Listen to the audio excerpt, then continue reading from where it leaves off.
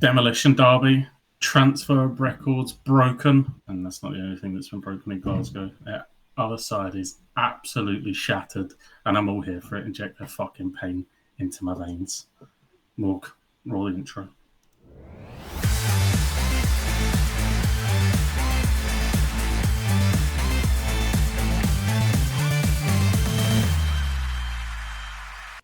Hello ladies and gents, and welcome back to the FootballPodcast, episode 4 of season 4. My name is Fennan, and joining alongside me, a very happy man indeed. Mayhem, how are we doing, my friend?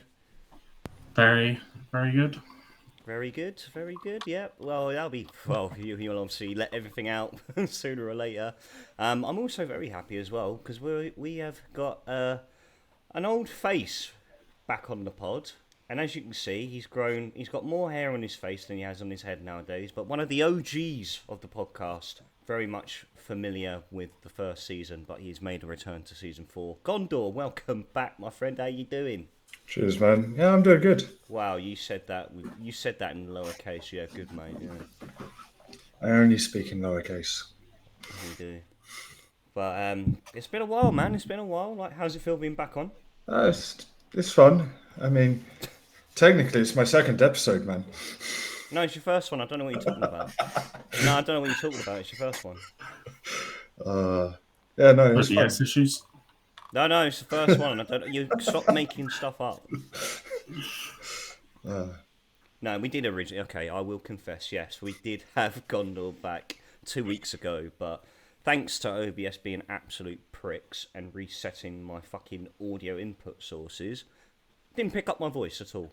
And so it basically just sounds like you two talking to yourselves, and it just was really awkward. But yeah, first time back he is. Yeah.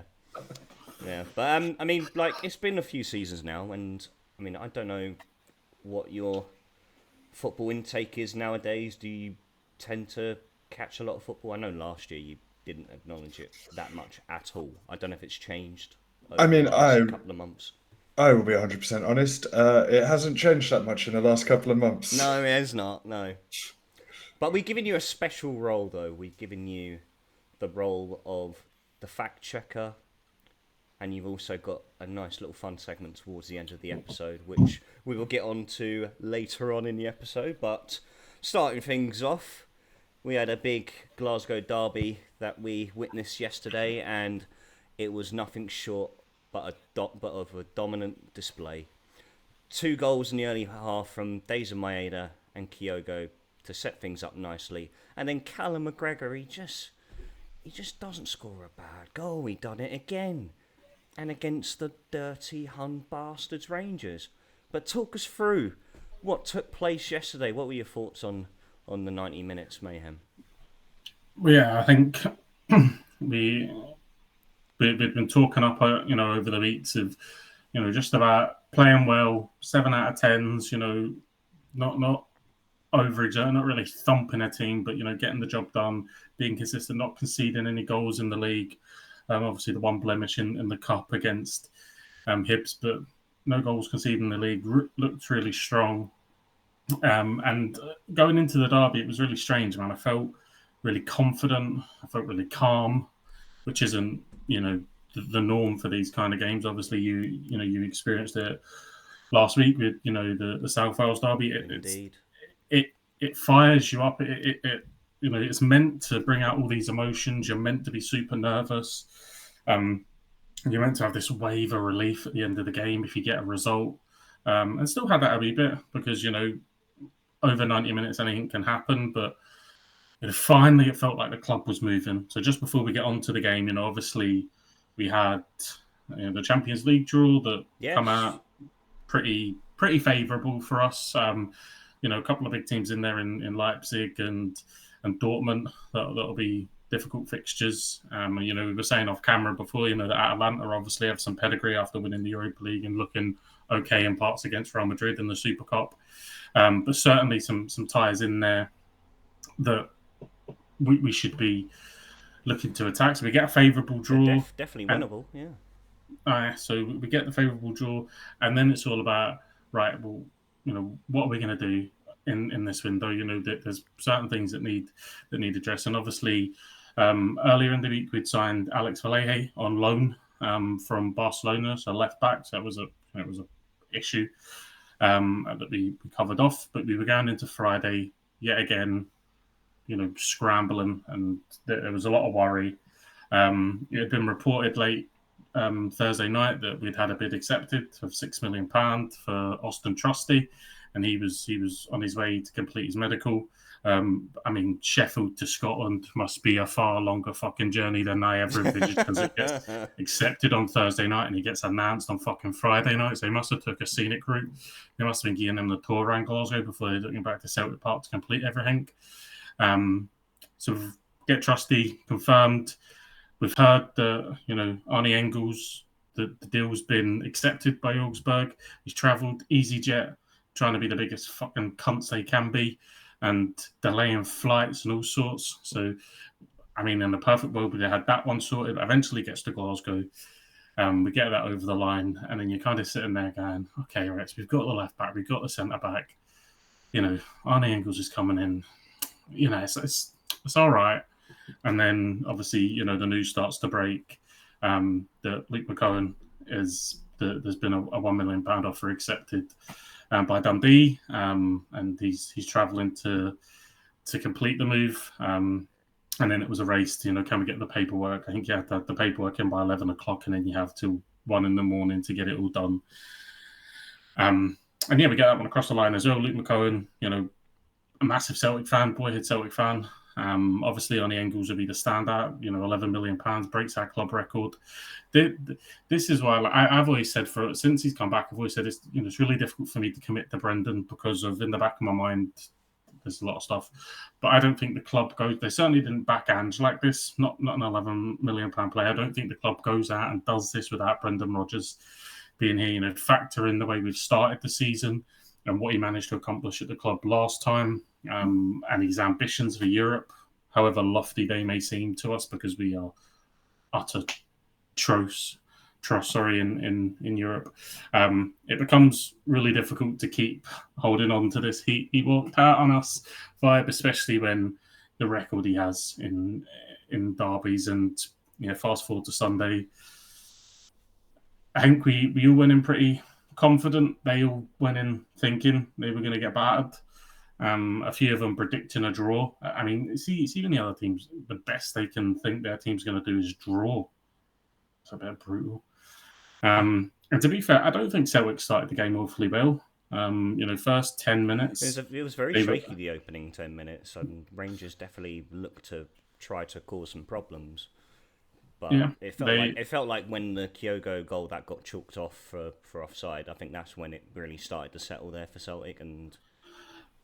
But yeah, I think Rangers had a clear plan in those 10 minutes that they were going to step in, they were going to press. Diamonde was given that Todd Cantwell role and various other persons all to stop Callum McGregor role.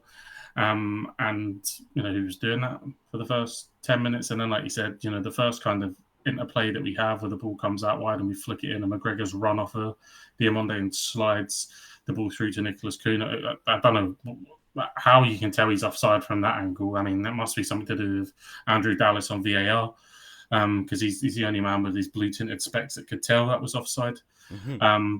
But obviously Kuhn gets in, crosses the ball, Kyogo scores. Obviously the crowd's up, and listening to a lot of the fallout, I think a lot of them have called out that that's when the structure of what they were trying to do fell apart, and it's when we really got a grip on the game. And just a couple of minutes later, we get a quick throw. And Paulo Bernardo's out on the wing, and he just clips the ball beautifully over the top of three Rangers players. Alistair Johnson's the first onto it, cuts it back. Their new centre back Propper's slipped. He's on the floor. Don't know what he was attempting to do, but he's trying to go out with his head. Goes past John Sutter. Tavernier doing his best Borna Barrett impression. He's absolutely sleeping at the back post, and Deza Maeda gets in, slaps it in 1-0. This man, I've said a lot about him. He frustrates. He's a frustrating player to watch at times, but he loves a goal against them. Absolutely loves it, and he scores big goals against them, and he does it again today. slaps it in, and that's it. The place is up. And from then on in, we were confident enough anyway, but see, once that first goal goes in, you just couldn't see anything else. Every time we were coming forward, we were fast, it was direct. I just felt that the Rangers midfield was well out of its depth. Diamonde, Barron, Sterling, I just thought they were completely out of their depth and couldn't cope with the rotation that was going from Hatate to Bernardo to McGregor. Paulo Bernardo was fantastic. Won the ball back so many times, so quick on that counter press. He really was fantastic. Really stepped up into that role that obviously Matt O'Reilly vacated with his move to Brighton. That was the best I've seen him in a Celtic shirt, and he was absolutely superb. To a man, you can't really fault anyone. And one of the positions that we brought in at left back, because there was questions over Greg Taylor, he's pivotal in the second goal. Nick's in front of Cherney, who's just waiting to receive the ball, plays one pass, cuts open their midfield. Kyogo's onto the defence. Now, your man Proper and the Rangers defender's getting a lot of heat because he doesn't step out and engage with Kyogo, which in hindsight, of course, he should have done. But I don't think Nicholas Kuhn gets enough credit here because he's making a run off of Shefty, or whatever his name is. And that's what draws Proper back because he knows he has to go back. So if he steps out, Kuhn's in. So he has to kind of follow that back. He can't go and engage. Yeah. Jack Butland, I don't know what he's doing. He's deciding he's going to have his starting position at the corner flag. At which point, Kyogo just basically passes it in. Strokes it home from range. Yeah. It's half a goal there. And we're 2 up and the place is bouncing. And... yeah, that was, we could have had more goals. Hatate misses a fantastic chance. Nicholas Kuhn threads it through to him. He's 6 yards out on the left of the 6-yard box. He puts it wide, should score. Paulo Bernardo dances through the middle of their defence and unfortunately can't finish the shot right at the end of the half. And we go in at 2-0 and the only thing you think, fuck me, we should be outside. It's one of those ones where they couldn't possibly be this shit in the second half. Well, guess what? They can. And come out again. They had a wee bit of resurgence for about 5 minutes. McCausland nicks the ball. I think it might put Alistair Johnson or someone, maybe Paulo Bernardo. He nicks the ball and it falls to Dessers. Thankfully, it fell to Dessers. Anyone else, we may have been in trouble. And Dessers just hits this really soft, tame shot, and Kasper Schmeichel gratefully clutched it into his hand. Side note, actually, let's just revert back because we are going to get on to... we're not going to spend too much time talking about them, but we are going to have a wee laugh at Philip Clement and all his fucking excuses, right? Just a caveat when we get onto that absolute fucking delusional fuck, right? Talking about the 4 shots and the big chances they had in the first half. Both of the chances that they had in the first half were offside. Yeah. Right? So it doesn't matter what you create, mate. They're offside. That's the caveat. We don't do it. I mean, he's got an obsession with talking about offside incidences as if they have some fucking relevance to Celtic Park. It's becoming a pattern. But back into the second half, a little bit of resurgence. Dessers has a chance. Gratefully just puts it straight at Schmeichel, and then after that again, we just take control again, playing the football, the counter press, and again it stays in Maeda, who that guy just doesn't stop running. His athletic ability is unbelievable. The guy does not stop moving. He's like an athlete, isn't he? He pinches the ball back, falls to Callum McGregor. He just cuts across from the right hand into the middle, shifts it to the left of Sterling, hits it. I think it does take a big deflection off Sterling. That takes it away from Jack Butland. 3-0, game over. And an absolute fantastic performance to a man. 5 points clear going into the break. We're in a title race with Aberdeen at the moment, so fair play. And smiles all around. And look, I just want to say that I think I've given this player a lot of criticism. Although I have kind of caveated it and said, like, I don't think it's his fault. He's playing at the absolute top of his game. I just don't think he's a Celtic first-team player. Oh, I know where he's going. I think Liam Scales was absolutely fantastic. If Paolo Bernardo wasn't as good as he was for the hour odd that he was on, then I would have given him man of the match. Dominated everything in the air. Was really good. I mean, maybe you could say in the first 10 minutes of the game he wasn't great, but neither was Carter Vickers. The whole playing out from the back wasn't really clicking in those first 10 minutes. It looked to be a bit nervy, but apart from that, fantastic. And I mean, you could pick any number of players. Kyogo scores his first goal. Maeda absolutely runs Tavernier into the ground.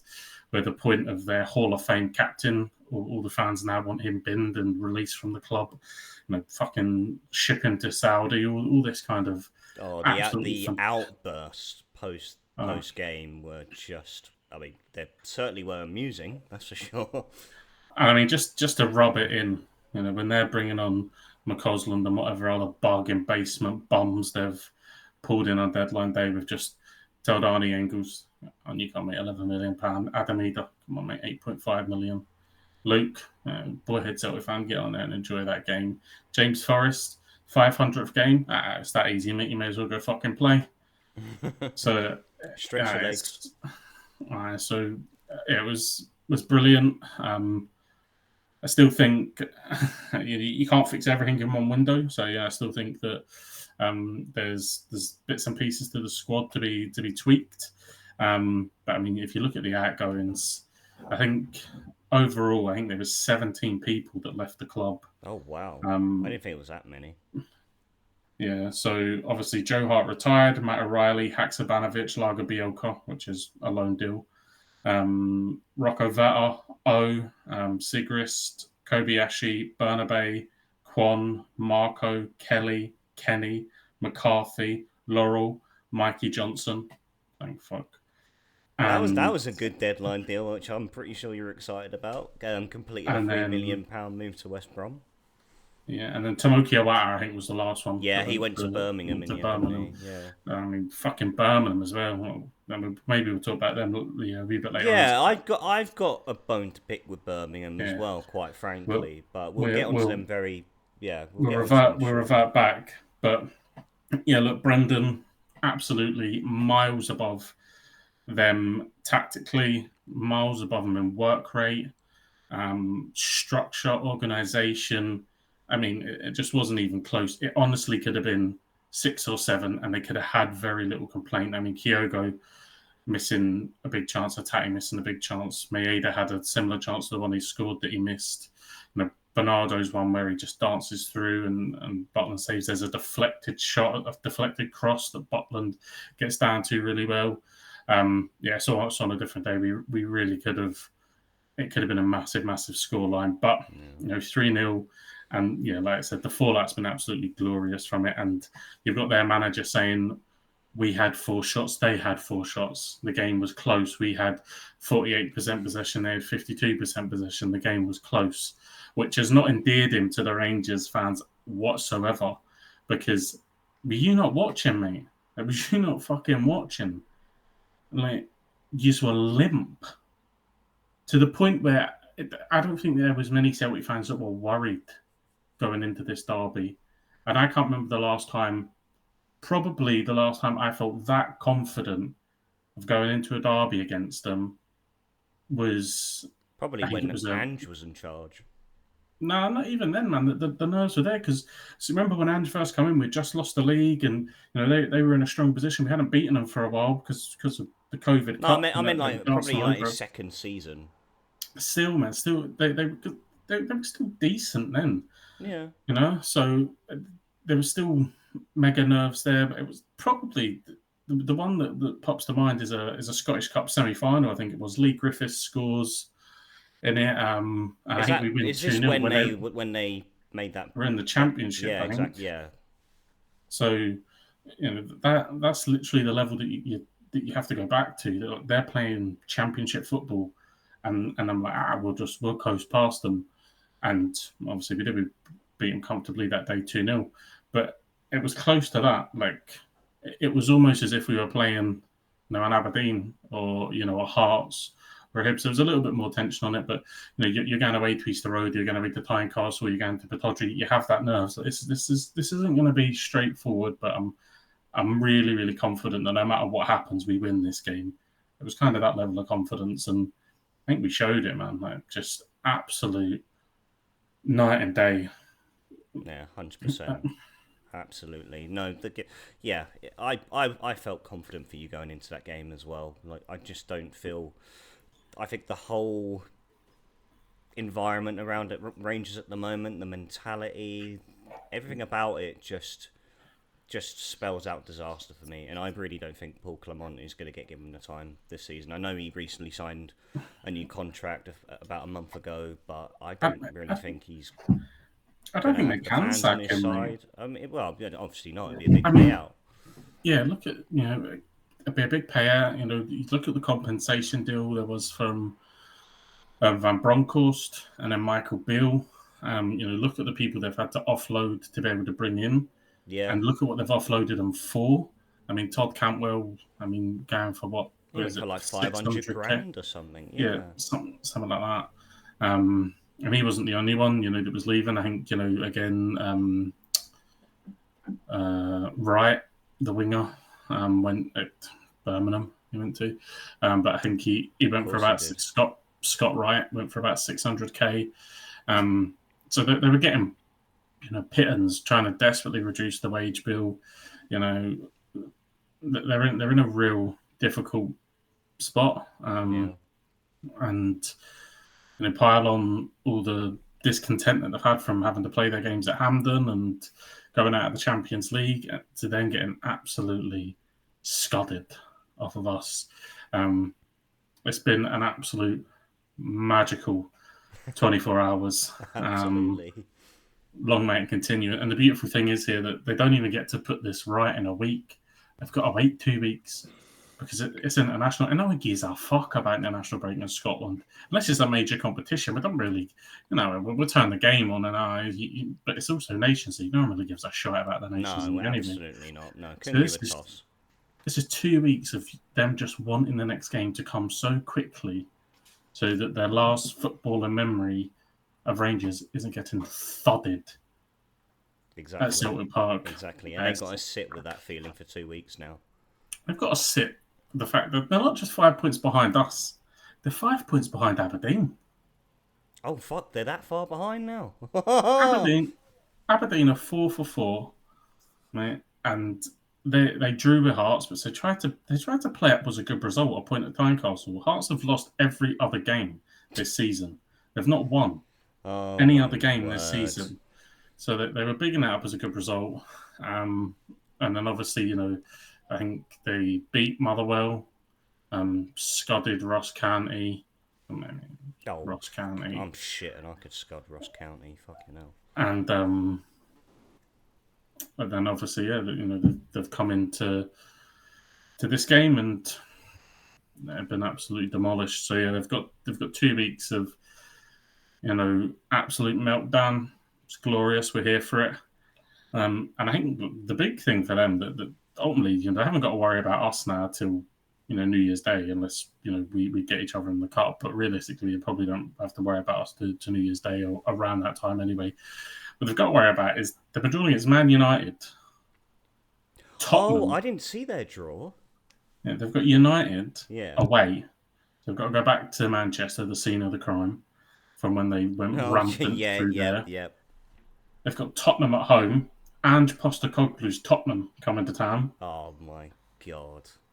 They've got Nice as a fixture. I think there's one more in there as well that maybe Lyon might be wrong. That are going to be potentially real tough ties. And if they perform like that, probably get a point against United. Who knows? Can confirm it is Lyon as well that they have. Yeah. I don't know. We've got the way that the draws are now, they have some favourable games in there that I'm sure that they'll fancy themselves in. But I mean, it's a hell of a draw for them. Theon, you want to go down in September to watch Rangers play against Malmö? Oh, fucking hell, mate. I think I'll die. Sounds fantastic, mate. Get in that home crowd. Mate, 100%. Bounce with the Malmö lot. I'll be happy with that. I don't care if they just thump Mjolgården 4-0. I'll be happy with that. But I mean, what was it? Last thing I wanted to bring up, because you vented your frustrations multiple times over previous episodes during this transfer window of how unproductive the club had been making those reinforcements and clearing out the deadwood. Would you say, based off of the last week or so, that it turned out to be quite an okay transfer window for Celtic? Yeah, I think 7 out of 10. Yeah. I'm deducting probably realistically, like I said, but with maybe one short, maybe a winger. I think a lot of people wanted that, and I can understand why. So in realistic terms, it's probably a 9. I'm deducting at least 2 points because it took to the last fucking week, right? Yeah. Two players, right? Adamida and Bernardo, that we brought in were here last year. Well, that's right? 2 deducted then. There you go. Kasper Schmeichel was a fucking free that Brendan rang up and says, "Here, mate, you doing anything?" And Sinsalo, the backup keeper, was what £1 million from Aston Villa. There was we just said, yeah, we fancy him now. Like, yeah, all right, give us £1 million. So there was no. Ida and Bernardo should have been done. We were penny pinching with Bernardo, and okay, we got him for whatever it was, 3.8 million or whatever, and it looks like a real bit of business if the weekend's anything to go by. Adamida, Norwich were playing hardball, but ultimately we had the money. We should have just fucking paid it because Brendan wanted him, and we had to pay it anyway. So penny pinched on Bernardo, we went, all right, we'll use that tactic with Ida. That fucked up. Kasper and the backup keeper from Villa were easy done. And then Arne Engels, we were linked with him at the start of the fucking window. Right, we know Matt O'Reilly. Matt O'Reilly said in an interview along the lines of, maybe I'm paraphrasing a bit here, that he knew of Brighton's interest months ago and he knew the deal would happen. Yeah. So he knew. He knew months ago. We fucking knew months ago. We knew in Atletico Madrid coming in January that this guy wasn't going to be with us with that when this window slammed shut in summer. Every fucking fan knew it. Right, we're linked with Arne Engels way back. It all goes really quiet. And then we're scrambling on deadline day, and it nearly fucks up because EasyJet delayed flights. That's what we are risking here. That's how stupid we're being. Right, we're leaving it down to literally in the lap of the gods. The guy's flight's getting delayed. Is he going to make the fucking deadline? That's what we risked. So that's why. And that's what I mean. I'm guessing again we risked. Austin Trusty must have got lost from Sheffield to Scotland because he only gets announced at fucking 10:30 at night. Probably popped into Tiger on the way. And then Luke McCowan, he's down the road, man. Just give him a ring. If it's £1 million and you want him, you're already fucked up with John McGinn, right? When we've let this domestic talent slip out of our fingers and go down south. If Brendan says, look, this is the guy, look, I want Engels and I want to bring this guy in. Right? Why are we announcing him at 1 a.m, having to put paperwork through for an extension? He's down the fucking road. Just ring him. Just get it done. Book him an Uber and he'll be there. Right, just get it done. It didn't need to drag on that long whatsoever. So ultimately, yeah, good window, but deducted points for the amount of fucking about we did and the risks that we took. And you're risking as well that there was rumours that when we got the £11 million bid accepted, because it was deadline day, there was rumours that Dortmund wanted Arne Engels as well. Oh, so we okay. We were, I don't know how true they were, they may have been bollocks, but you're risking that as well, leaving that player for so late for someone to just swoop in and go, yeah, all right, we'll have him. It should have been done. That Adamida, Bernardo, that should have been done and out of the way in July. Those players should have been with us in July going on the pre-season tour. And then we could have focused in on our main target, which was obviously Arne Engels. But, credit where it's due. They eventually stumped up the money, broke the club transfer record. And again, I think these things only happen because Brendan's here. I think he's pushed that through because they certainly didn't backhand in that way when the £11 million player. The most we got was Jota and Carter Vickers. Now, they've been great signings, but both in and around the £6.5 million mark. And Brendan's managed to convince them to part with nearly double that. So, yeah, eventually they've stumped up. He's been named in the Belgium team as well. A real promising talent. So excited to see him sort of get up to speed and integrate into the squad and into the system.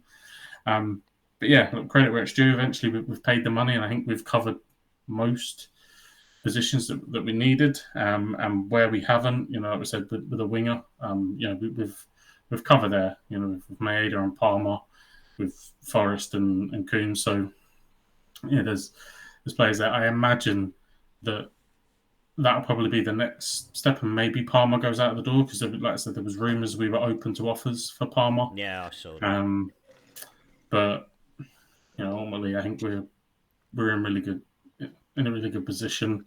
Certainly domestically, and with the draw, maybe even in terms of a European adventure, can we get to that, at least that playoff round, and can we get into a last 16 tie, which potentially we could do. So yeah, the future is, as we sit here now, I think the future is looking really, really good, really positive, and time to kick on now and keep performing how we've been performing in the league. We've got Hearts after we return from the international break, so keep piling the agony on there. Hopefully they don't. That we keep their winless even run if you down. take a point, it's a great result.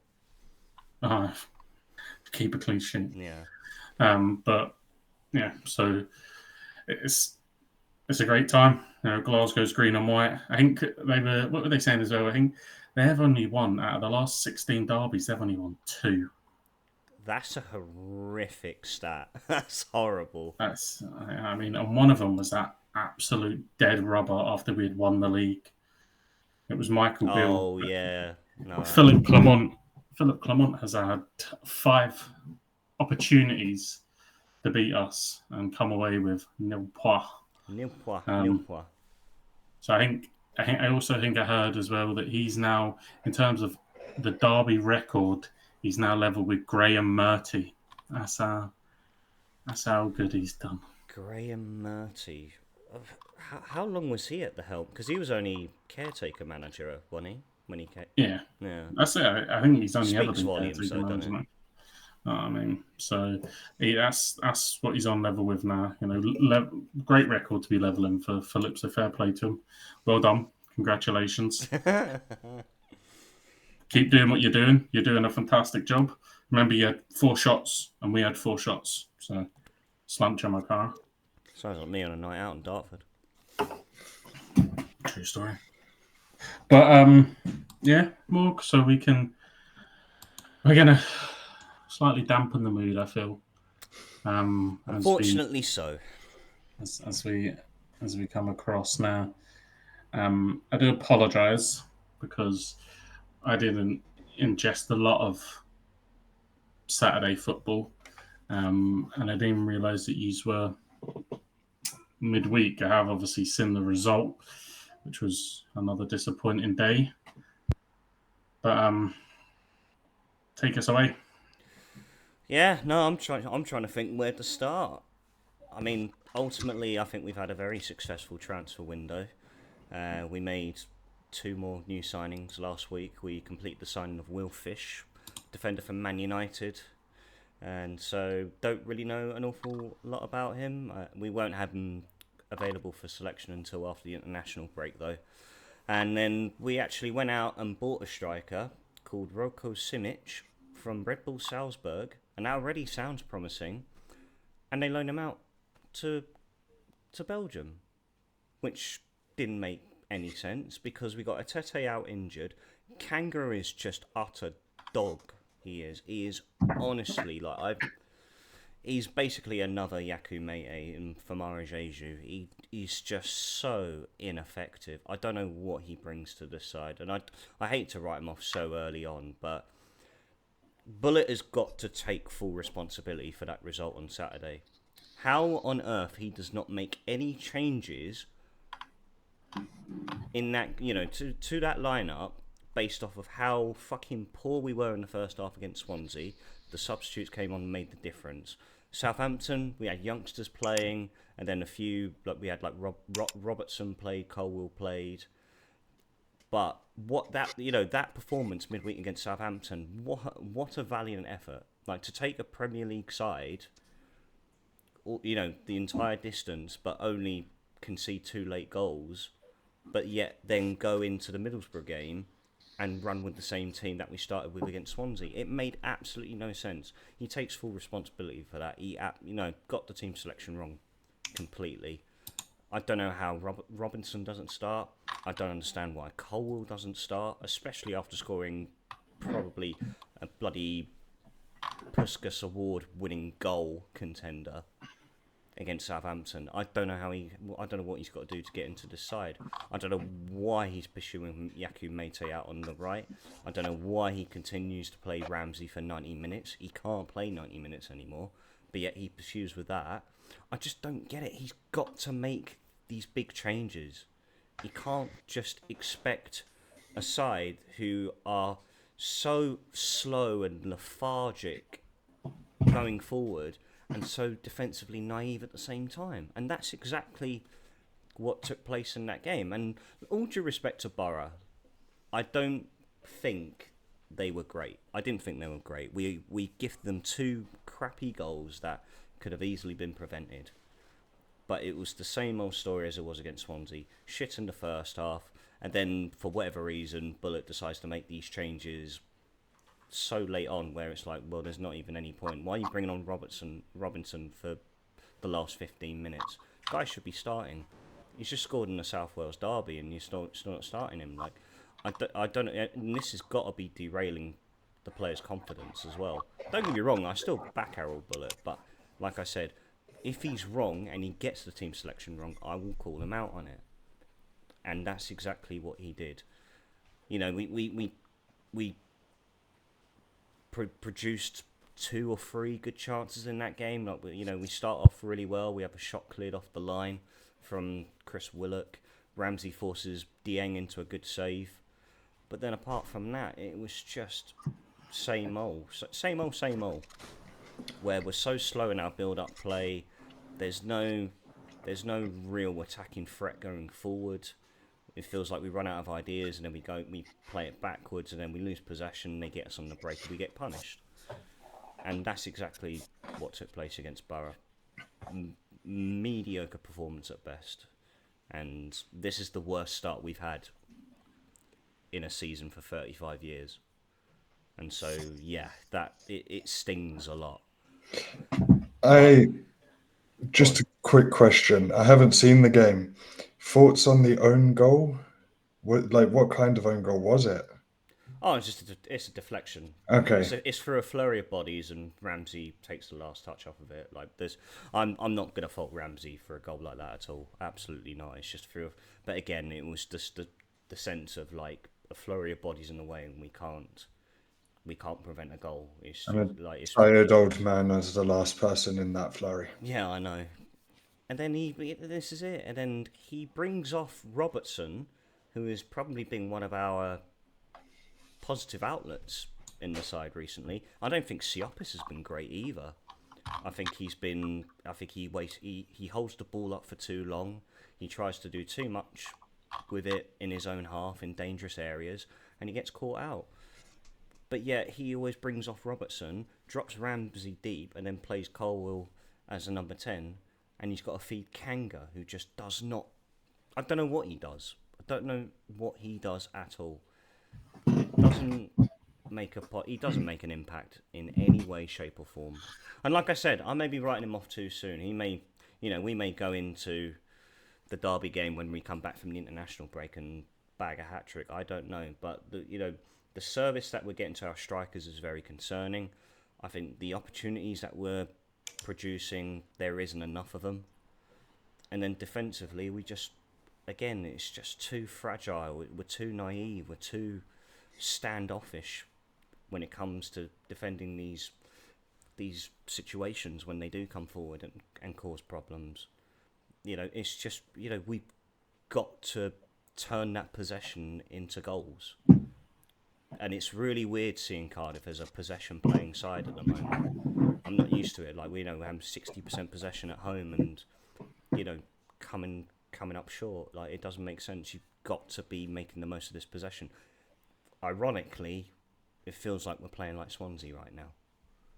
And fuck it, like, this is it. But, no, personally speaking, I'm quite excited for international break. It's Craig Bellamy's big debut at the national side. So I'm very, I know it's Nations League, but I'm very excited and eager to see how we do under his leadership now going forward. And so that'll be a bit of a breath of fresh air for me, if I'm honest. And so looking forward to that. I think with the international break works two ways, doesn't it?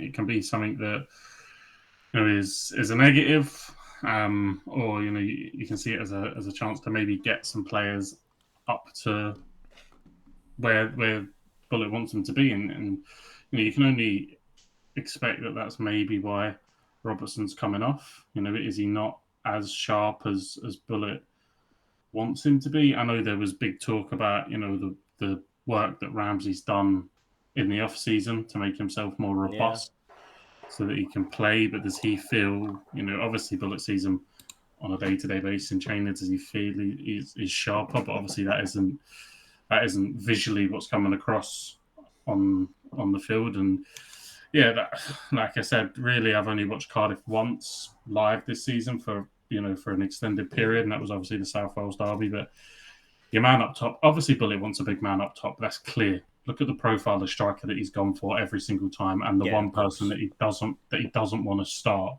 in Robertson. So clearly he wants a big guy, but it's he cut a frustrating figure for me when I was watching him, down in Swansea. So I can only imagine what it was doing for you and Cardiff fans alike. So he is still new to the club, but it does feel a little bit like rinse and repeat. Like we've been here before with Sin. Yeah. It's far too familiar. That's the problem. And like I said, I feel bad for writing Kanga off right away, but it's so reminiscent of past strikers we've had on the books that are, again, a similar profile, a similar build, and like this is it. Like we need to accommodate to these kind of players. We need to be able to make tweaks in the way we play, in the style we want to go with going forward. And I'll tell you what doesn't make it easier is Mark Harris is 4-4. That doesn't make it easier, does it? Why'd you have to say that? That doesn't look good. That's the guy that you've said, that's not my guy. He can go and play for Oxford. And he's 4-4. It's mental. And this is the thing. Like, we're seeing Mark Harris bagging for Oxford United.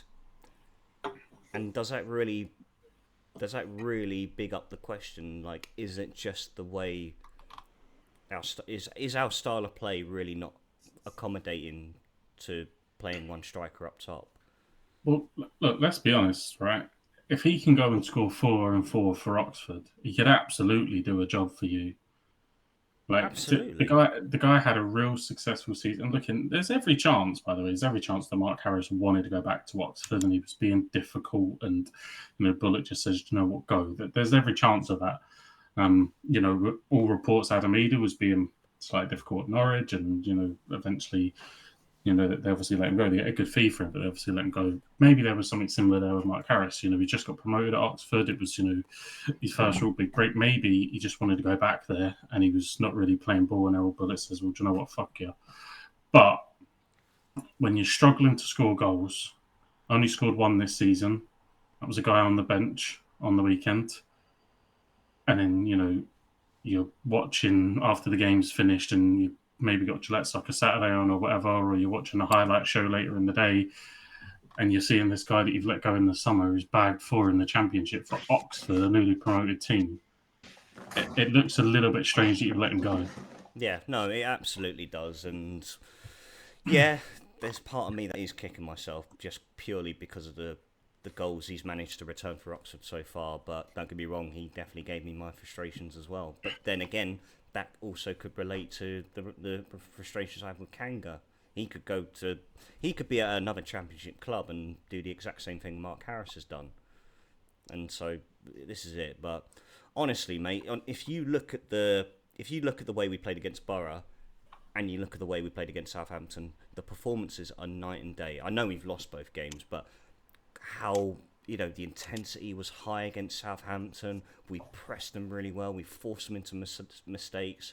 And this is against a Russell Martin side who likes to play like triangles in, around the back, and then playing a ball down to the flanks to like a Dozy and whoever.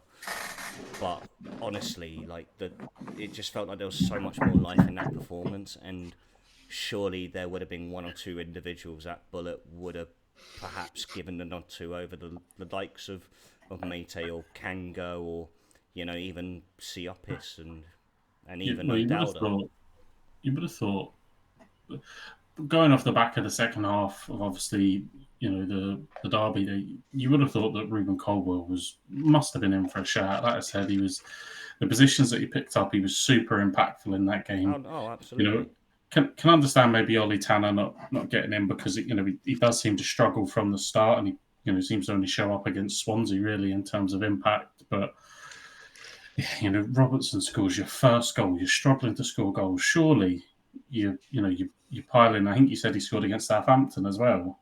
It was a beauty of a goal. Oh, Ruben did. Ruben scored. Mate, unbelievable goal. Unbelievable goal. So Robertson got his first Cardiff goal against Southampton. And so this is it. There's so many other options of individuals who are high on confidence, have hit the back of the net. But no, we'll play Yaku Mate. Yeah, it seems strange if, you've got, Robbo that scored against Swansea, and then you've got Ruben that's come in and scored against Southampton, that those two aren't then, your attacking force for Saturday. I don't know. It seems odd. Yeah, I mean, I don't know. We don't see everything that goes on behind closed doors, and I don't know if there's something that Errol thinks isn't up to his standard as things are. But honestly, I put full responsibility on him for that Borough game. He should have made changes, and he didn't. The fact that he chose the same lineup to start against Swansea, and that produced absolutely nothing. And for those players to come on in the second half and make the big difference, surely they would have been begging for a start. And, but it is what it is. I mean, like I've always said, I knew it was a difficult start, but I really thought we would take points against Borough. And I know we're not overly great at home in recent times, but again, it doesn't excuse for a poor performance at all. It really doesn't. Yeah, look, hopefully these couple of weeks gives you time to get the likes of El Ghazi and that, to a point of fitness where they can start football matches. Yeah, and he came off the bench as well against Borough as well, but again, I think it was just too little too late, and he's still working off the rust that he's managed to build up over the last year of not playing football. So he's going to take time, El Ghazi. I know he definitely is, but when he does get going, I'm sure he'll be a pivotal figure going forward this season. So not quite given up yet. No, I'm hanging on by a thread. But look, it's a 46 game season. I can't be sitting here and slating everyone under the sun. I'll call it as it is on a match performance basis, but I'm not going to write us off for the entire season. And I just feel that Errol Bullett's got to reconsider who he picks going forward. And the Derby game's going to be huge. They've had an okay start as well. I think they won 3-0 on the weekend, so by all means they won't. Who's that? Derby. All right, yeah. They've had an okay start, and so this is it. We've got to be thumped Bristol City, didn't they? Actually, yeah, it was 3-0 on the weekend. It was, and so I feel Bullett's got to make some big changes if we are to start producing goals, and that's what we're lacking at the moment. We're lacking goals and we're lacking points, and that's what we need to really start picking up on after the international break. More favourable ties. Oh, sorry, when you were saying Derby game, I was in my head. Derby County, sorry. Weekend, we got them again. I was thinking, is that Bristol? Is that? But no. I mean, Derby is far more favourable than what you've started with. We've seen the performances of Sunderland post the first game. Borough again. maybe haven't started brilliantly, but they're a good side. The derby was always going to be tough. So, maybe now you can sort of look to just put a run together and start to slowly claw some points back. Yeah, and just a bit of defensive solidarity and some attacking freedom that we saw against Southampton. It's just so much more enjoyable to watch, and when you play more expressively, it does reap the rewards. And I think that's exactly the approach we have to take. We have to take the way we played against Southampton midweek into the league games now going forward. And like I said, he's got. Although I'm looking at the fixtures, and certainly Derby is more favourable, but then you go Leeds at home. Oh, well, fuck it then. I might as well write us off for the whole season. Hull away. Oh, my God. Millwall at home, and then it is Bristol City away from home. All right, well, yeah. We may be League One bound then. No, I'm joking. No, we take it a game at a time. And look, honestly, I feel at our best on the day we can beat anyone in the league. That's what I honestly feel about this team. I think, honestly, we've got such a strong squad, and it's the strongest it's been in a long time. And I feel when we really do get these players up to speed and really get them playing in a fluid side together at their best, I feel we could really cause some damage this season. But we've got to make it happen. Happen. And we saw the impact that Bullet had last season. We see the performances that he managed to get out of them. So only a matter of time. And I'm sure they come. And Leeds have had some wobbles as well already this season. I mean, Portsmouth at home and other teams. No one else flung to mind there, right? Calm down. But they haven't had the imperious start that I think a lot of us thought that they would. Yeah. That they did maybe have a little bit of that hangover from the playoffs. In recent weeks, they've kind of put that to bed. I think they've got a couple of wins now. I think Wednesday. If it helps you did better against Middlesbrough than Leeds did. Oh, yeah? How did they do? Lost 3-0. Oh, I don't feel so bad then. And they were also playing home. It was the Cup, but they lost 3-0 to Middlesbrough. Yeah.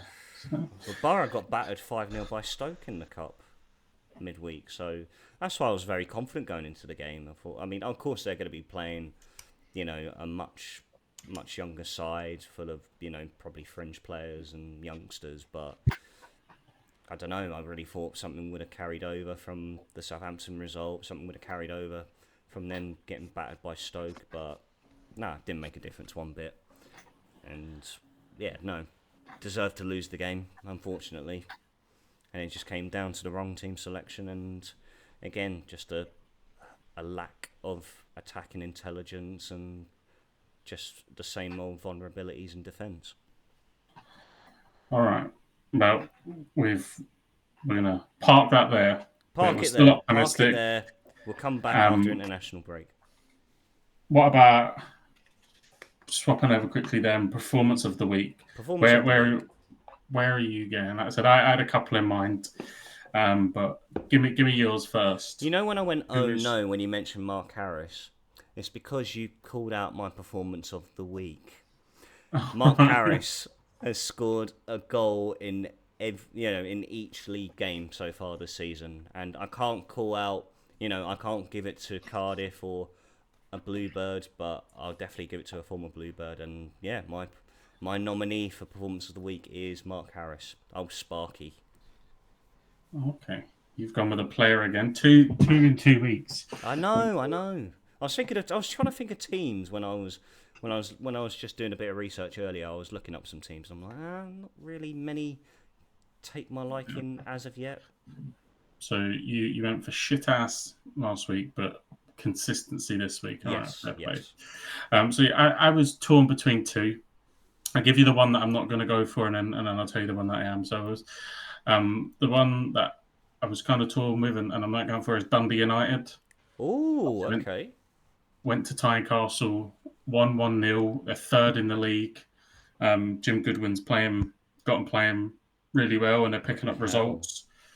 kind of a flashback to the 80s. Aberdeen are second, Dundee United are up there, bringing the good times back. And the only reason I didn't give it to them is because Hearts have been utterly shite since drawing with Rangers, and have been beat by literally everyone they've come up against. But I still thought it was a fantastic result. Great for good point. the travelling really support. Good point. Yeah. And to come away from there with 3 points, fantastic for them. But the team, for the performance of the week, when I see this result, I thought, that's it. I mean, unbelievable. They niche reference, but they Brock Lesnared. Yeah, they broke the streak. RB Leipzig 3-2, finally beating and causing Leverkusen's streak to come to an end. So it's a bit niche. We don't speak much about the other European leagues, but yeah, RB Leipzig. No, I like that. Definitely one that came from the wins for sure. Like I haven't acknowledged the Bundesliga since Leverkusen won the title essentially. But RB Leipzig breaking the long consecutive streak. 5-goal thriller as well. I think 3-2. 3-2. So let me make sure that is factually correct. Well, this is what we've gone here for anyway. 3-2. And what makes it even more special was they were 2-0 down at Leipzig. No. At Leverkusen, sorry. Yeah. So, and they came back on 3-2. Well, hats off to Leipzig. Special. They barely went into half-time having scored their first goal in the 7th minute of added time in the first half. It was good. Good shit. Yeah. Fair play to them. So now, I mean, obviously when we started Performance of the Week last week, we tried to decide between ourselves as to who should get Performance of the Week. But as we got a third man here, I don't know if he can have any impact on this, but who would you give Performance of the Week to? Would you go RB Leipzig or would you go with Mark Harris? I mean, in this case, I'd go Leipzig. Yeah. Because you've said Harris has scored a goal a game for 4 weeks. That seems like it's more consistency, less his impact in one particular week. Whereas Leipzig slaughtering a record of Leverkusen is, let's be honest, probably a one-off. So, I mean, how many games was it? It was about 60 games, wasn't it? I can look that up. Stu, look it up. Yeah, no, but you know what? Because Atlanta broke that, didn't they? That official one, because Atlanta beat them in in all competitions, but it's the league record. Yeah. So in the league, I guess it would be, I don't know how many games they play in the Bundesliga. It would be 35, 36 games. Yeah, so it'd probably be close to 40 then. 51 games in a row without losses before they lost to the team that you mentioned, Morgan. Atalanta. So 51 in a row across all competitions until Atalanta. And the unbeaten record is 35 games. So 35 games in the league unbeaten before this week. Bloody hell. Performance of the week goes to RB Leipzig. Yeah, Xabi Alonso mudded, should have left in the summer. No one wants to know. Stock's gone to shit now, isn't it? We warned you, Xabi. We warned you. Right, Gondor, you ready? Yeah, if you guys are ready. All right, guys, welcome to Gondor's Tenables. All right. Well, I have 3 options for you today. An easy one or 2 that I think are going to be just as difficult. So the easy one, I will give you 3 lives across the 2 of you, and the more difficult ones, probably say 3 lives each, maybe more if you're doing shit. Oh, well, I know I'm going to do shit. Like, I'm shit at Tenables. But it's great fun. It is great fun. It really is. What are the categories? Yeah, give us the categories. Stadiums or hat-trick goal scorers? Stadiums. That sounds... I mean, I don't know. Stadiums is the easy one. Yeah, I was going to say. And then hat-trick goal scorers is the more difficult one, and you've got 2 options for... Wait, hat-trick goal scorers, what, in the Premier League? In either the Championship or the Scottish Prem. Oh, fucking hell, that is going to be hard, isn't it? Honestly, the Championship one looks harder than the SPL, but I might be wrong. And you have more correct answers in the Championship one, as there are so many tied. Okay. Whereas the Scottish Prem has a straight up top 10 most hat-tricks. What are we going with? I think me being so biased, I would miss a lot in the Scottish Prem just because I wouldn't want to say their names. That's true, yeah. So I think, in terms of stadiums, was it capacity? Top 10 capacity stadiums in the United Kingdom. The United Kingdom. I think that would be a piece of piss. Yeah, it will be. It will be. Yeah. So, why don't we go hat-tricks then for the Championship? Hat-tricks for the Championship. Yeah, let's do that. Okay, so there is a clear winner. And then 1, 2, 3, 4, 5, 6 that are not interchangeable. So the top 7 are the top 7. Okay. Then you have, for the last 3, a variety of options to go with. Okay. Well, I've already got someone in mind already. And Championship, does it say what year from? It just says Championship. Let me have a look. So the Championship was founded, in 2003, 2004? Well, the first hat-trick scored in the Championship happened on the 11th of September 2004. Oh, shit. So these will be from 2004. Oh, okay. Right, so we've got 3 lives each for this, so 6 overall, yeah? Yeah, I'll give you 3 lives each. All right, let's have a quick... clear out my other tenables so they don't get in the way. You can obviously cut this more, but we have a quick discussion before we... We're going to cut this before we go. But I'm thinking people like, and these aren't answers yet, so don't... But like David Nugent. Yep. Robbie Earnshaw. Yeah, I don't know actually about Ernie. Because remember, he moved to West Brom in 2005, didn't he? Oh yeah, they'd have still been in the Prem. Yeah, they would have been in the Prem still. I don't know. I mean, he played at Norwich as well, and I don't know if they were in the Prem at the time. Vardy, I wonder how long he was. I was going to say David Nugent. I was going to say Charlie Austin. I was going to say Cameron Jerome. Jordan Rhodes. Jordan Rhodes would be there. He might be there. I mean, he was floating around for a little while. Cameron Jerome is one. Maybe a bit of a Ricardo Fuller. Maybe.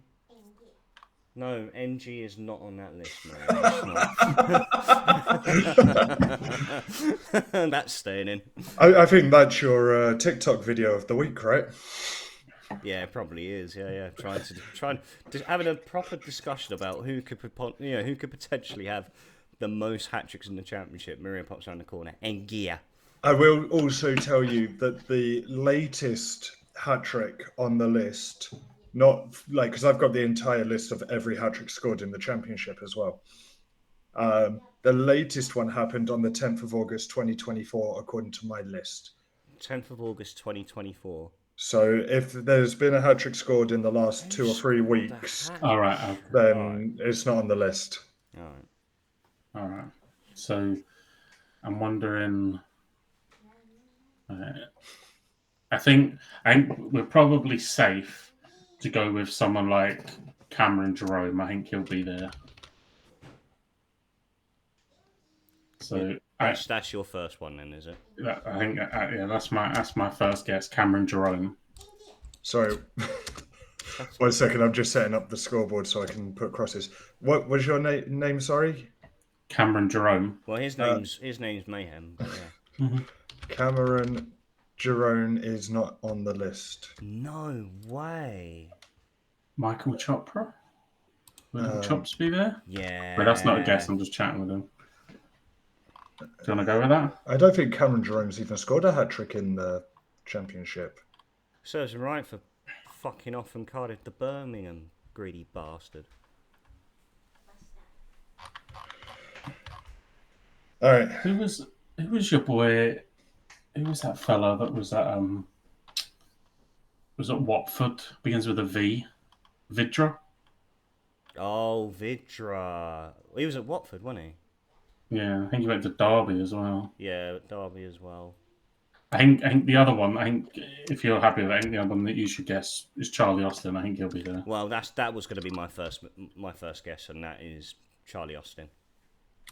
Charlie Austin. Charlie Austin is one that I can allow. He has scored 3 hat-tricks in the Championship. Is that it? Guy's dog shit. Overrated. I mean, I can tell you now, he has come in the bottom 3 of the list. The number 1 person in the list has scored 5 hat-tricks in the Championship. Okay. So it's not loads, like. You know who I'm thinking of? Ross McCormack. Do you know who I'm thinking of? Mitrovic. Oh, he's got to be there. Yeah, go, Mitro. Alexander Mitrovic. Alexander Mitrovic is on the list. He has scored 4 hat-tricks in the Championship. Yes. Crikey. Still got 2 lives left. Cameron Jerome absolutely tanking me on the first one. Yeah. Shall I go Vidra for the next one?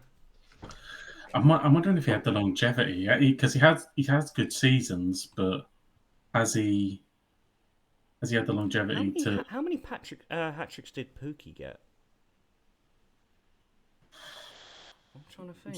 He's been down there a few times as well, hasn't he? Yeah. So that's not a bad shout, Timo Pukki. Or Chopra. Chopra might be one. He was at Cardiff, went to Sunderland when they were in the Prem, but then he came back to us. There's Jay Bothroyd as well. Yeah. I'm gonna go with Michael Chopra. Michael Chopra is on the list. He has scored 4 hat-tricks. What a fucking shagger.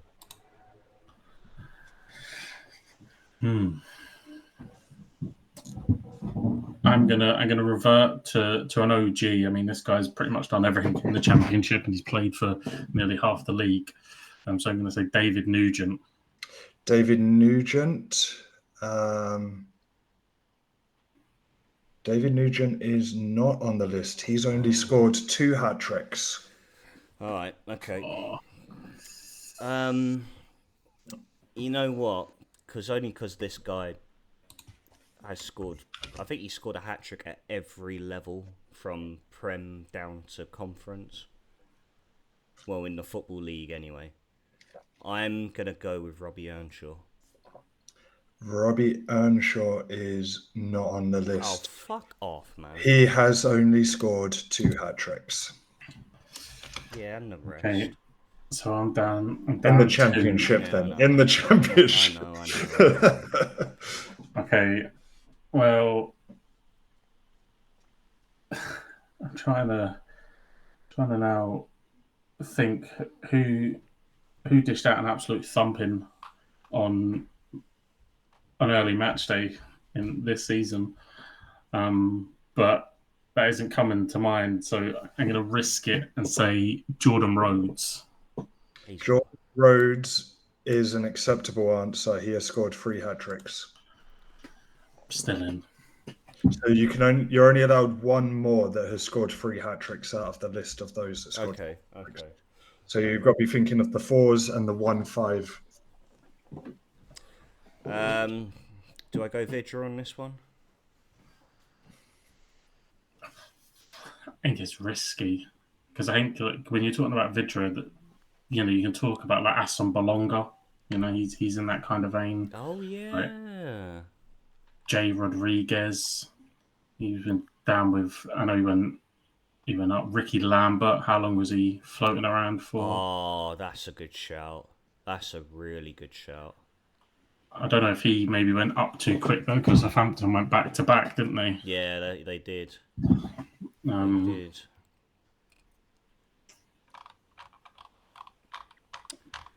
Oh, I've got a feel. Yeah, I don't know. I'm gonna go Vidra. I've just got a feeling. Vidra is not on the list. Fuck's sake! He was Derby and Watford, scored all the time. I don't think he's even scored a hat-trick. I didn't see his name on the list when you first mentioned it. Guy just scores a goal every game then instead. Never mind. I'm sure he'll be on like a list of like high scorers, but just doesn't quite make the hat-tricks. I will give you a clue. One person on the list is someone that you have mentioned in passing today in your discussions. All right. Two people on the list are people you've made in your discussions. Okay. And I've listed half the championship. Yeah, you know what I mean? Like...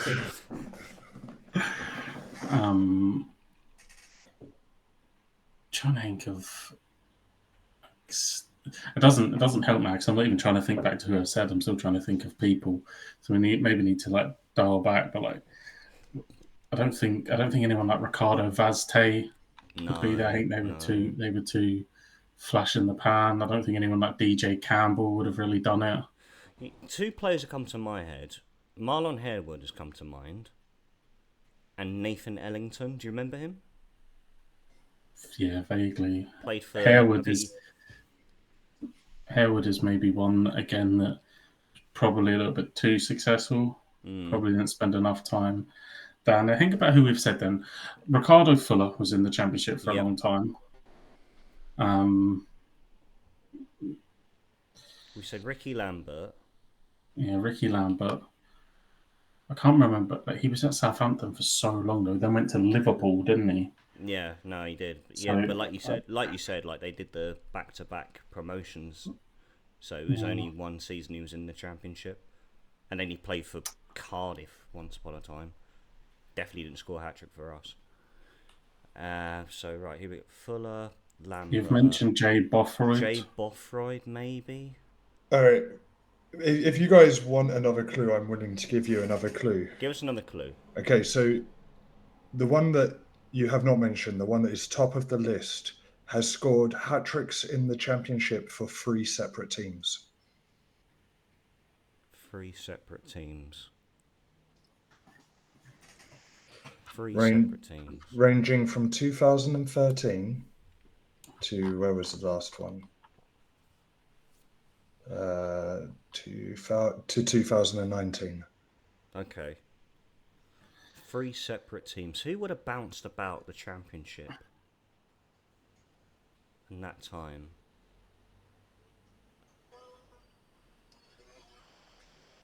I can confirm one of those teams is a bouncy team, or at the time was a bouncy team.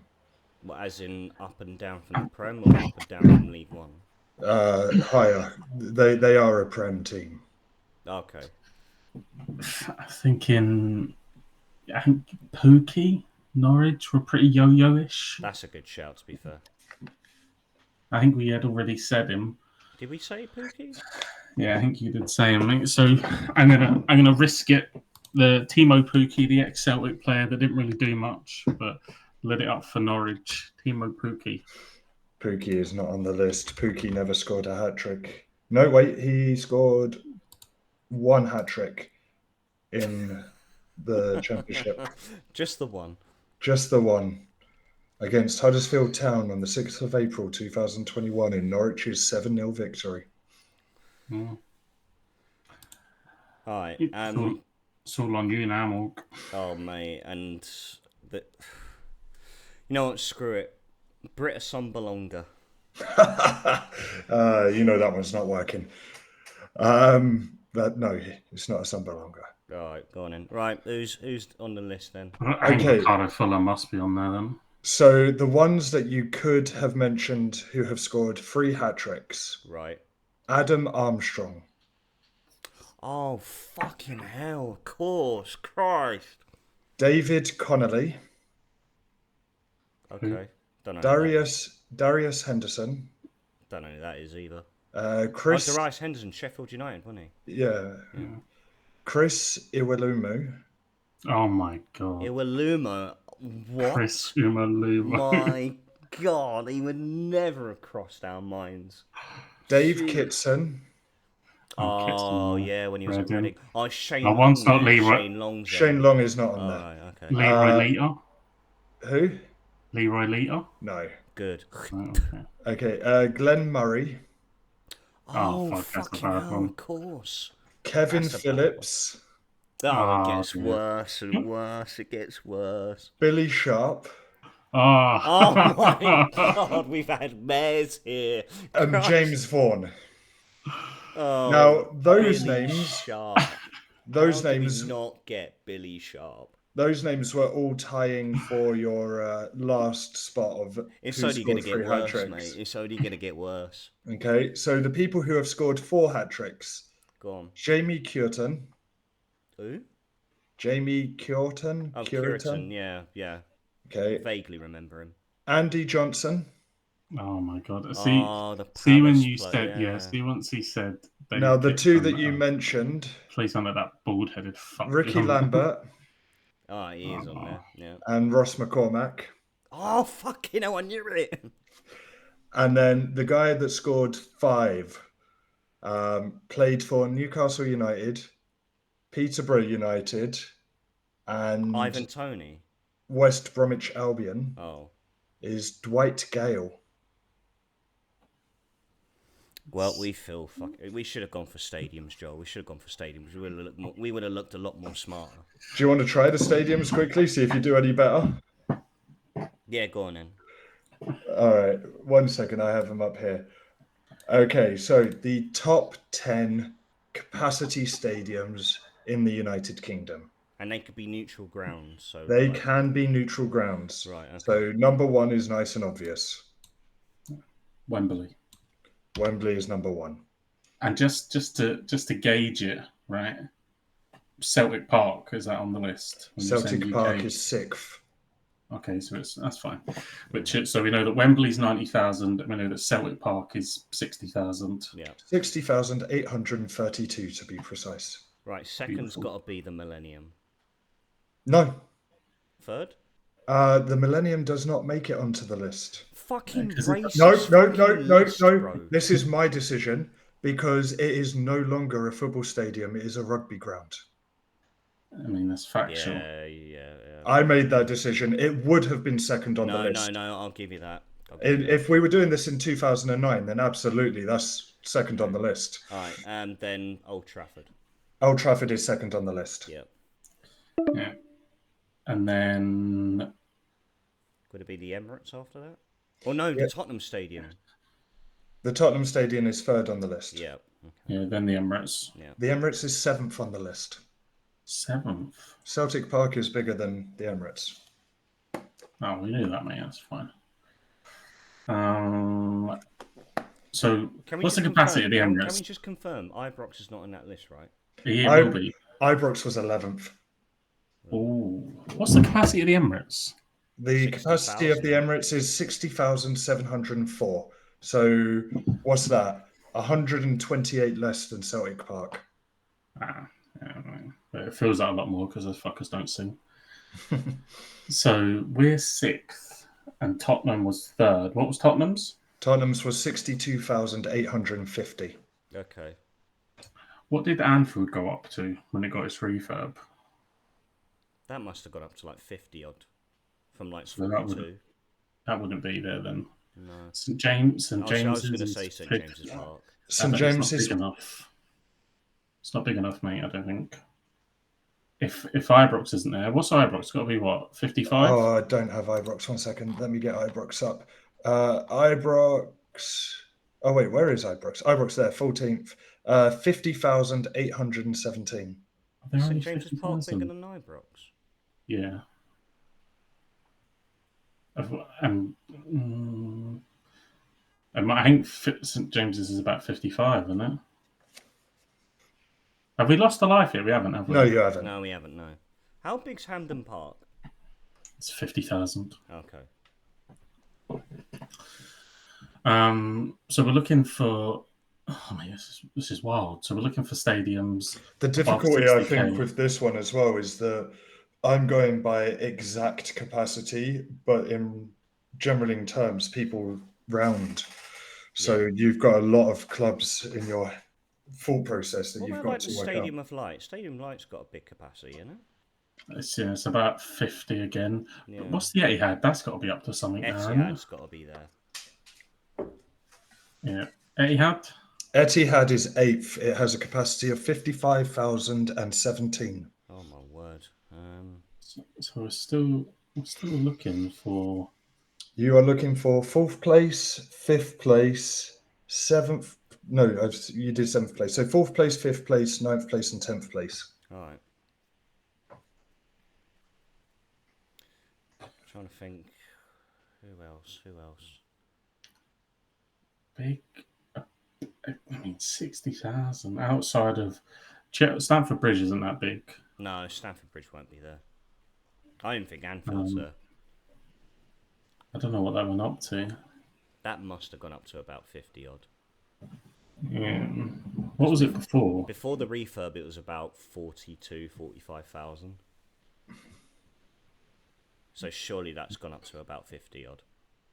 Do you know what? This is more difficult for you boys than I thought it'd be. It is. Yeah, I was trying to think. I'm trying to think outside the box a bit as well.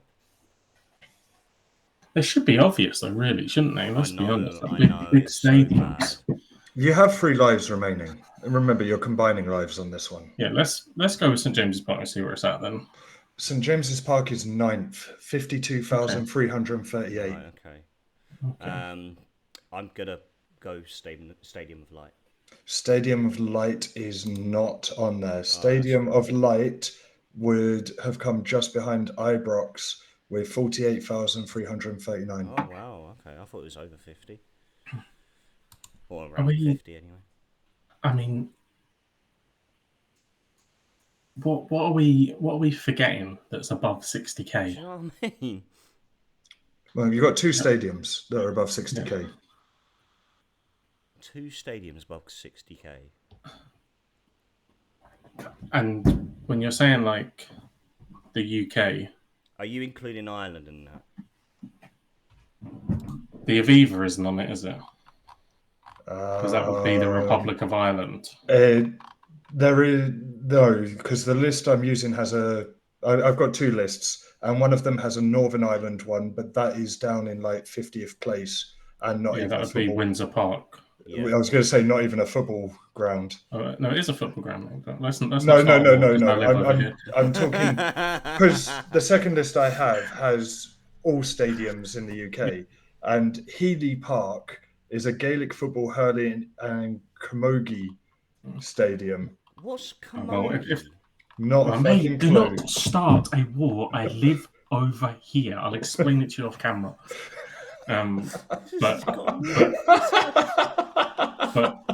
But Croke Park is the biggest one. It's massive, so that would have been on there if they're including those kind of grounds. But anyway, let's go. Wait, I saw Croke Park. Let me scroll down. You wouldn't be scrolling down, mate. The fucking capacity is massive. Then I have no idea. Then 60. Right, so we've got Wembley's out of the way. No, it's not big enough. Goodison's not big enough. So we've got Wembley, we've got Old Trafford, we've got the Emirates, we've got the Etihad, we've got Celtic Park. Oh my god, I've got it. London Stadium. London Stadium is full, 62,500 exact. Okay. So now you're missing 5th and 10th. 10th is going to be hard, mate, to gauge. Yeah, you know. So, because what was St James's 52, so it's going to be in around that kind of region. But we've got so between 62 and 60,000, we're missing number 5. Oh man. Oh Christ. I'm feeling bad now because Mary wants to go to sleep. All right, well, then I'll give you a clue. You've mentioned both of these grounds already today. No. In your deliberations. Who else have we said? I think we've still got 2 lives left, haven't we? Yeah. You've got 3 lives left. Oh no, because Fian said Stadium of Light. You got 2 lives left. I'm going to go Anfield for number 10 then. Anfield is number 5, 61,000. Oh, that's a big jump. Well, I did not know that. That's helped. So now number 10 is going to be in around the 50,000 mark. I will give you the capacity. Number 10 is 51,866 capacity. All right. Wait, other How Prem, big is... other Prem clubs are there? Is Molineux big? Not that big. No. Molyneux's about 38, I think. Okay. Kenilworth Road. Molineux is 32,050. Oh, shit, mate. I rounded it up from 51,000. I'm going to say Ellen Road. It's not Ellen That's Road. a good shout, though. That's a good shout. Ellen Road is 37,890. Right. Have Everton? Wait, is Everton's new stadium now? Are they playing there now? No, they play next season. They're still officially at Goodison Park. Okay. Yeah. Oh, there's definitely one we've missed. 100%. How big is the Riverside? Oh. I don't think it's bigger than the stadium I like, to be honest, but I'm just kind of spitballing here.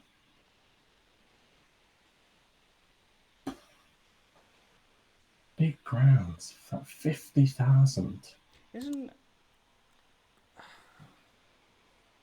Pride Park? That's a big stadium, isn't it? 30s again, mate. Home Park, Plymouth. That's where. Home Park. It's about 20,000, mate. Is it? Oh, I don't know. It's just got a big stand. 15 to 19,500 home. Oh well, almost. Right. Let's just think, and then we'll have a little think here, and then we'll have a guess so that you can go to bed. Yeah. So once again, you have mentioned this stadium already. Oh, for Christ's sake! The fact he's saying that, it annoys me because I meant to be trying to cut you down from having to think of new the clubs only and stadiums. The only thing that I can think is Villa Park. Yeah, same. I didn't think it was that big, but I didn't think Anfield was. Yeah. Villa Park is not the correct answer. Villa Park is 42,573.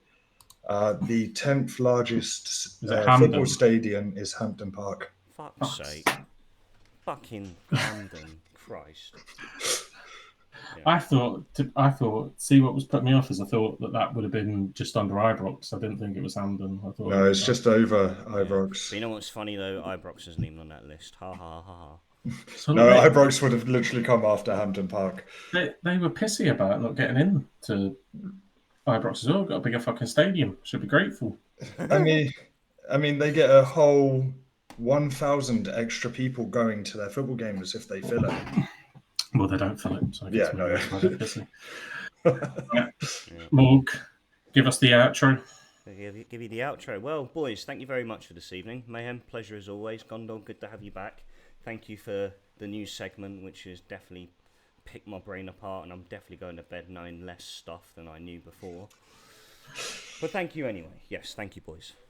Ladies and gents, thank you very much for tuning in. If you are new to the Football News podcast, you can check us out on all audio platforms, including Spotify and Apple Podcasts. You can also check out our clips over on TikTok, and you follow us over on YouTube.